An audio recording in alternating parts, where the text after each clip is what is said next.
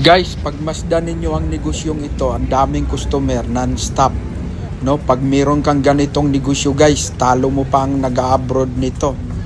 Pag ganito ka lakas ang negosyo mo, quick, kombinasyon ng palamig guys, talagang kaya mong kumita ng 50,000 to 100,000 isang buwan sa ganitong negosyo guys. Subukan ninyo ang ganitong negosyo. Kung may motor kayo, kabitan nyo ng sidecar, pwesto kayo sa gilid-gilid ng kalsada guys. No, napakalakas ng negosyong ito. Di kayo magsisi. Magtulungan kayo ng asawa mo, kikita, makakaahon kayo sa kahirapan. Ang negosyong ito, basta wag mo lang haluan ng bisyo, talagang makakaahon ka sa kahirapan. Ang hirap lang kasi nung mga nagnegosyo ng ganito guys, puno ng bisyo, kaya hindi sila nakakaahon sa kahirapan.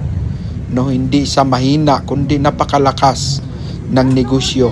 Yun lang, bisyo ang dahilan guys. Napakarami ko nang nakitang bumabagsak dahil sa bisyo guys.